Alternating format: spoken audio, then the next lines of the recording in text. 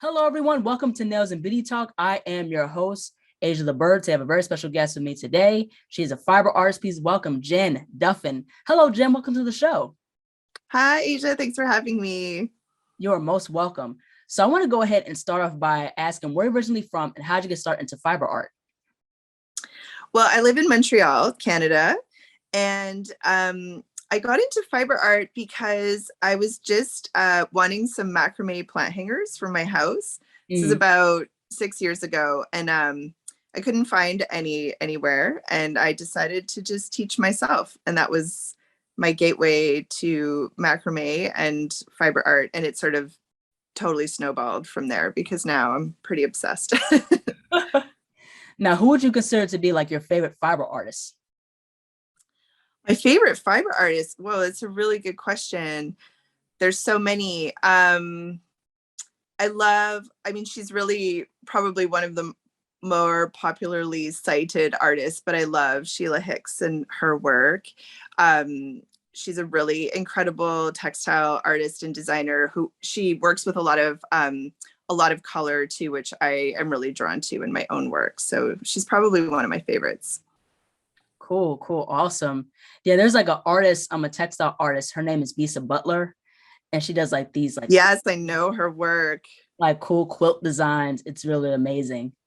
She's unbelievably talented. Her work is mind blowing and it's so relevant and just absolutely stunning. I'm like speechless usually when I see her pieces. Yeah. Yeah. You see a lot of textile artists now. I discovered another artist, a textile artist. Her name is Felicia Murray, and she does like these cool like textile like fiber art like mixtures. Like she's like felting. She works with yarn and things like that. I know another artist who I went to school with. Her name is Chelsea, and she does like crochet, fashion and things like that. So her work is very amazing as well.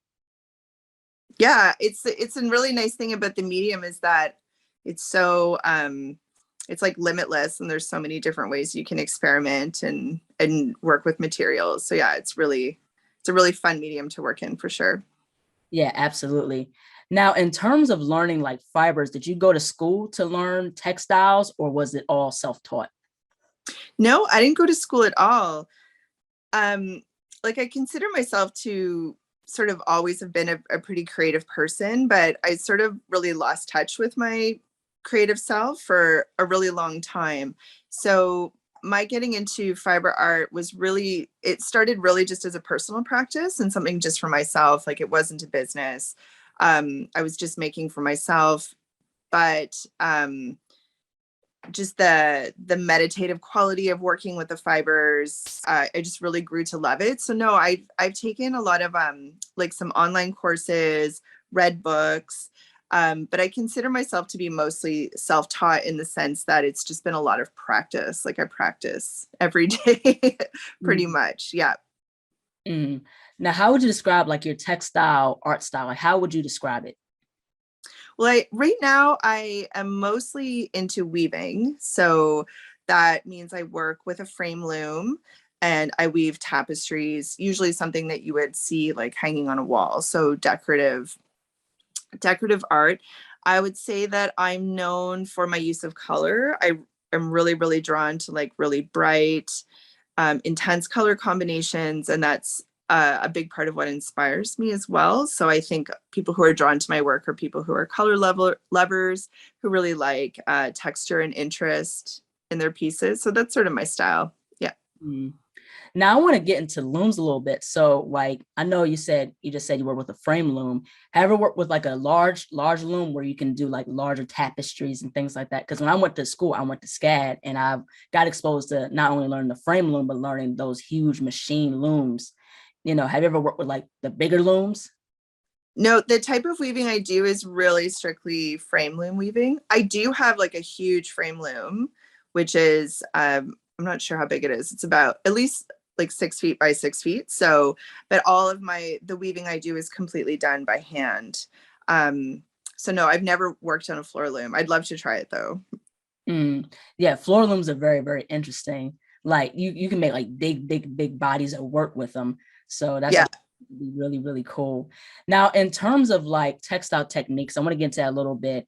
You do macrame. So I wanted to go ahead and ask, like, for those who don't know what that is, can you explain a little bit what macrame is? Yeah, macrame's it's knotting at its most basic form. So it's usually done with like rope or like a cotton cord, but you could do it really with any medium. And it's a series of pattern making using knots. So knotting techniques, where weaving is more the relationship between two fibers, your warp and your weft, being put together. So they're a little bit of a different process. Yeah, yeah. I remember when I first started doing the knotting technique, it's like so much fun because you knot it, you take piles of yarn and just knot it and things like that. Because my major in SCAT was illustration, but my minor was fiber. So get into fiber art. Because the thing with textiles too, it can be a fashionable art piece.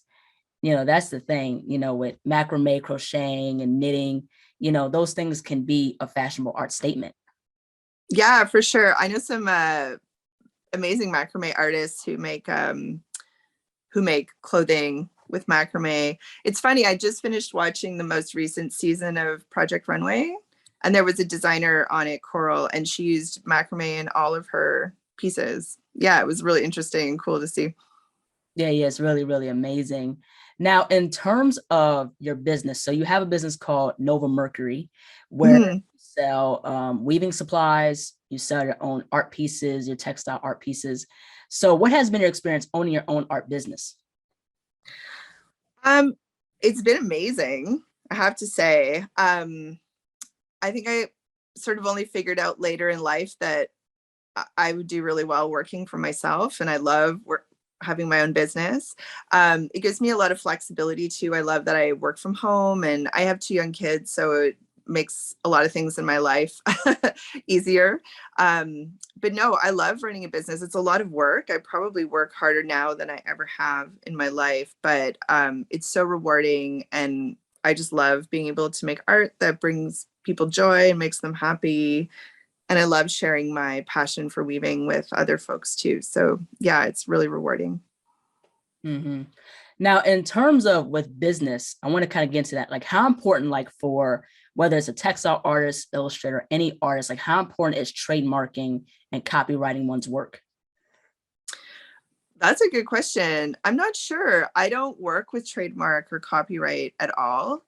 Um, so it can, yeah, that's not really something that I have any experience with. I do think it's probably really important for a lot of artists though to do that, because you want to protect your creative output and your intellectual property. Something I do notice is in the age that we're at now, everybody shares their work digitally. So art is really accessible to everybody, which is super awesome. But it also means that there's a lot of folks who might be, inspired or want to copy work that they see as well. So that can be a downside of it. So yeah, I can imagine for a lot of artists having a trademark or a copyright is really important. In the fiber community, I don't know that that's really like a thing. I don't know folks who do that, but it's a good question. Yeah, yeah. Because the thing is that, you have certain artists that have like work, and there's people, from like a certain company maybe that will take the work and put on a shirt or claim it there. So that's a common thing with artists. Yeah, it definitely happens in the fiber community where there are sort of like mass produced designs of like different fiber arts or textile arts that have been copied by like major manufacturers or companies that are just making them at um, really low costs and stuff. So I've definitely seen that happen. It's never happened to me as far as I know, but it has happened for sure. So Yeah, yeah, absolutely. Now, in terms of pricing, like, what is your take on, like, what's some tips you can give in terms of pricing one's work? pricing is like it's tricky for people, especially when they're just starting out. I think if you're, you know, often for art that is handmade, it requires a lot of skill. It requires a lot of time usually as well. And these are things that we're not always used to monetizing in our present day and age. So I think handmade work can sometimes seem like it's quite expensive, but there's usually a lot of really great reasons for that. So, my personal way of pricing is sort of a combination of taking the costs of the materials I use, as well as my time, and factoring in, my skill level and experience, Mm-hmm. sort of how I price my work. But yeah, buying like handmade art isn't inexpensive, but I also think it's totally worth it. And it's so nice to own something that no one else does, and that's one of a kind and made by another person. Yeah, yeah. I think that with pricing, I think is very important. And like how you said, it's like a tricky thing because, you do have to consider like the time, the materials you use, and the amount of work that you put into it. And the thing is, I think it's also to another thing with some of us as artists, I think is also the marketing aspect of it, not just like the selling and the pricing, because I think, and of course, that's just as important. And, I know some of us, we're not too keen on a lot of social media handles. We use like Instagram or Facebook, but those can be very helpful. Like I use Instagram and Facebook, but I know that TikTok is booming. So, a lot of people use TikTok. Yeah, for sure. I mean, Instagram's obviously been very good to me, and I've really been able to promote my art and my work there. And it's such a great space because it's so visual too. So I feel like it lends itself really well to artists and creatives who do visual work. Mm. Um, but it's tricky. Like there's a downside to the marketing too, right? Where it takes so much time and energy. Like most folks I know who are artists aren't content creators, right? Like they're making their art, and but the amount of time you need to spend creating content for social media becomes like half your job sometimes. So it's tricky to find a balance. I sort of just had a week off from Instagram and it felt really nice. So I'm sort of slowly easing my way back into it. And Mm. I've tried getting on TikTok, but it kind of overwhelms me. So I don't know that I'm really going to get in there. Yeah, TikTok can be overwhelming because there's so much stuff that's in the app. All the people doing all types of content and things like that. Yeah, yeah. And Yeah, I've really hit an age where I think it's hard for me to learn like new things now, especially when it comes to technology. So I'm probably my kids are going to be showing me how to use stuff in the next couple of years. So and I'll put. especially owning a business is like you have to wear different hats. Oh yeah, You got to market your work, you got to sell your work, price your work. You have to work with other people, clients, and things like that. So it's a lot of different hats that we have to wear. yeah, most definitely. Yeah, and it's tricky because you're not going to be good at everything either, right? So Yeah, yeah, yeah, yeah. That's the thing, because eventually you're gonna need a team to help you with all this stuff. Because well, yeah, there's so much you can do on your own. So that's the entire thing. So like in terms of with like textile art, so like what has been like your favorite like mediums to work with when doing like textiles or like fiber art? definitely weaving. I've tried like different types of textile art, but weaving, I learned how to weave about 6 years ago, and it's the one that's just it always stays with me. I just feel really drawn to it. I love what I can create with it. Working on my loom is just so meditative for me. It's just my like calm and happy place. So it's the one that I always come back to, and it's the one I work primarily in now. I used to like a couple years ago I would do like different things, but now I'm mostly focused on weaving, and I'm teaching a lot more too, which is sort of um a different skill set, but I really love it because it allows me to like connect with other people, which I really like doing a lot. So that's sort of been my focus now, is like my own work is woven for the most part, and then there's a focus on teaching right now as well. Nice, lovely. Now, in terms of like materials, do you work with like different materials, or you just work with just like wool? I mostly work with wool, but I definitely do use different materials. Um, like lots of different things, but I would say I don't do anything like overtly experimental, although I wish I had more time, because I feel like there's a lot of things I would like to try and I would love to play around with. I also think weaving and textile work is like a great way to like repurpose fabrics and textiles, to think about ways of like reusing things or recycling them. And that's something I would really like to explore more. It's just a question of finding the time to be able to do it. Yeah. Yeah. That's the thing with that. Now, in terms of like the courses and the workshops, so are those like virtual, or are you going to start doing in person, or are those going to be both? Yeah, it's interesting because like I always before the pandemic times, I would teach in person and I would teach mostly locally, so just Montreal and Toronto. And it was great. I loved it. And then for the first year of the pandemic, I didn't teach at all. I just took a break because Mhm. I feel like nobody really knew what was happening and where things were going to go. So just last year, I started teaching over Zoom, and it actually is really fun and it's going really well. And I like teaching virtually because while I miss the like in-person contact I have with folks, it's really great because people can join from like anywhere in the world, which has been super cool. So my workshop participants are from all over, whereas before I could only really teach people who are sort of in my own community. So for now, I'm definitely going to keep my workshops online because I like that it's just accessible to more people.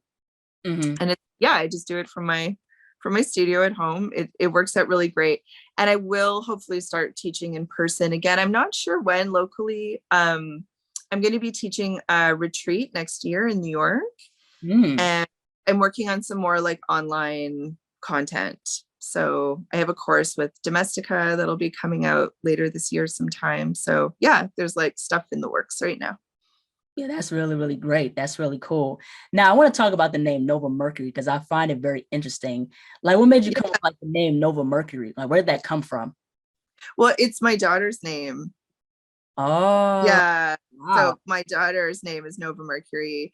And I started my business when I was in my sort of maternity leave with her, like right after she was born. And I feel like my kids are a really big part of my drive for what I do, and they inspire me always. So yeah, I named my business after her. It's a cool name. I'm not sure how she's going to feel about it when she's older. She's 6 now, so right now she thinks it's great, but yeah, we'll see in a Yeah. few years. Because like with Nova Mercury, it has like this intergalactic space Yeah, vibe to what the name. So that's what I like about it. yeah, we liked Nova for a name, and then she's actually named after Freddie Mercury, who was the late great singer from Queen, and she was born during a lunar eclipse, so we thought that the name sort of suited her. Yeah, but yeah, it's a cool name. A lot of people think my name is Nova, but it's not. My name is just Jen. I don't have that exciting of a name. Now, in terms of with when you're doing fiber art, like where do you take the most inspiration from? It's funny, but like my materials are so inspiring to me. I'm really inspired by color and like color combinations. I like to make art that makes me happy, that makes me feel good and makes me feel happy. And I really make what I like and what I'm drawn to in terms of color and texture. So those are really big inspirations for me. Mm, Um, I love looking for color combinations just in nature. mm, So often if I'm out just observing something, I just take pictures all the times of scenes or things I see or particular colors together, because that's sort of my biggest inspiration. It's really, I think I'm trying to evoke like a feeling or an emotion with my work, but it's usually like joyful. That's like what I try to access. Yeah. mm. Yeah, and I could see that a lot within your work. You use like a lot of bright colors, and I love how you use like different types of tapestries. I like how you use like different shapes, like whether it's like a moon shape or like a round shaped tapestry. I think it's really, really, really cool to see. Now, in terms of like collaborations, have you ever thought about collaborating with other artists possibly? I have, for sure. It's never like really happened. Um where it's been like, I think like a true collaboration. I do have like other artists that I'm like good friends with and will collaborate in the sense of like we maybe do like giveaways together, or we like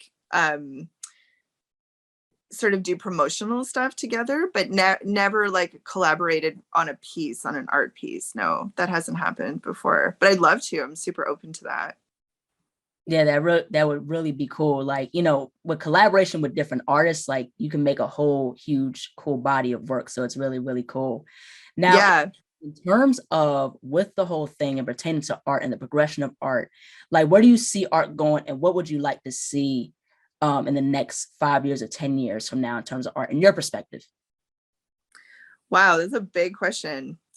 I I mean, I think art is so necessary. We're living through some pretty like dark and heavy times right now. And I think art is has always been used in so many ways, like as not just to create beauty in the world, but to make political statements or to, rock the status quo. So I obviously want to see a continuation of that. I feel right now it's so hard to know what to expect in the next 5 to 10 years. I hope to see, you know, continued innovation and enlightenment from humans across the board, but we'll see. Right. Yeah. And I hope I can still continue to do what I'm doing because I really love it. Mm-hmm. Yeah, and I think because of the pandemic, like because we're inside, it really helps us find more of our creative juices and get in tune with what we're doing. So I think with the progression of art, it's really grown so big now. NFTs are getting big, and then you have a lot of people that are doing digital art. Now you have people that's doing like sculptures, and you explore different artists and different art styles. It's absolutely amazing. Like the art community is just huge. Yeah, it really is. The NFTs and stuff I'm not so like up on. I'm trying to learn more about it and I just get kind of confused.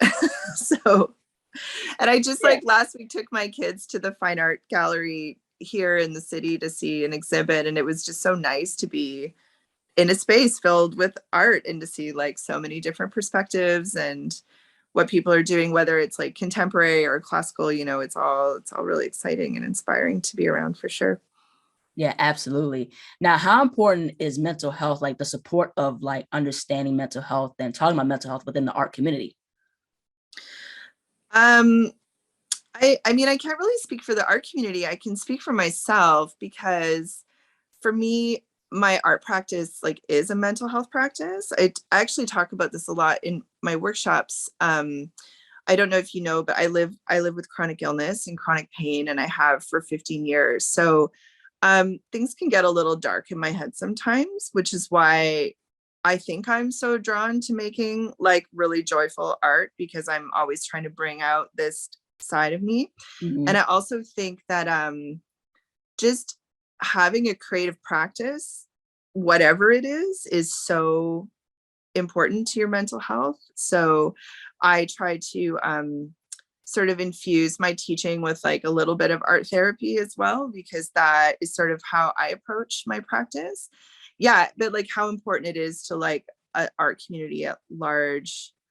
Um, I'm not sure, but I would say that like I imagine most artists, feel a drive and desire to create because it's something just innate within them, and that's part of what they need to be healthy and happy. Yeah, Yeah. absolutely. And I think, especially now, I think a lot of people are talking about the importance of mental health and in terms of just what people go through. And that's really, really great to see because I think it's very, very important to talk about. And there's support groups, there's people that you can reach out to. So I'm just happy that it's more talked about now. Oh yeah, for sure. I mean, there's been such a shift in that, even from just like, you know, I think like when I was growing up, when I was like a younger person, like it's not something that anybody talked about, right? And now it seems to be just really part of the discourse, is part of popular culture. Like you see it everywhere for sure. It's shifted a lot. Right, absolutely. Now, how would you define success? Ah, yes, good questions, Asia. Making making me work.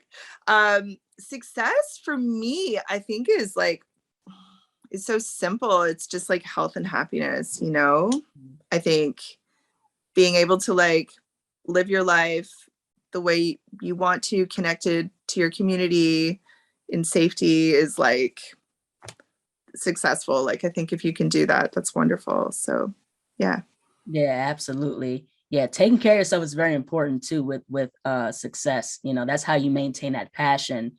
And it's also too, you know, don't compare yourself to other people because of course we live in a time social media, and when you get too much into, like how you say, like it can get overwhelming. You know, when you get too much into social media and looking at what other people are doing, sometimes it kind of takes away that joy of what you do. So of course, maintain that joy of what you do. Yeah, it's social media is like really tricky for that, I find, because it's like you want to be part of a community and part of a group of folks online, which is amazing. And especially during the pandemic, right? Like people have really needed to connect to other people this way. It's sort of digitally is how we connect to each other right now. But it is really easy to fall into that pitfall of like, what is everyone else doing? Am I doing enough? Or Hmm. even just comparing your work. So yeah, it's a slippery slope. I try to just like moderate my time on social media and not spend too much time, Yeah, just yeah, yeah. enough. Yeah. Yeah, that's what's most important. And Yeah. last but not least, where can people find you on social media and how can people support your work? Well, people can find me on Instagram at Nova Mercury. I am on TikTok as well, but I don't use it as much. And I have a website, novamercury.com, which links to my shop. So if you want to support my work, you can check out my shop, but you can also just give me a like or a follow or say hey on Instagram. I love that. So yeah. Yeah, yeah. Well, thank you so much, Jen, for jumping onto the show. Like your work is absolutely amazing. I found out about you on social media because like your work is, like I said, so colorful and it just brings that joy. And I think that's really, really cool to see that you're establishing joy to other people, but also it gives people a sense of positivity. So thank you so much for jumping onto the show. Thanks so much for having me, Asia. It was really nice to talk to you. Nice to talk to you as well. Take care. Thanks. Bye-bye. Bye. Hello, everyone. Thank you so much for watching. Please like, comment, share, and subscribe to the channel. Be sure to click the bell for notifications. Also, follow me on my social media platforms and visit my website, asiaticbird.com, and be on the lookout for more interviews to come very soon. Take care and stay beautiful.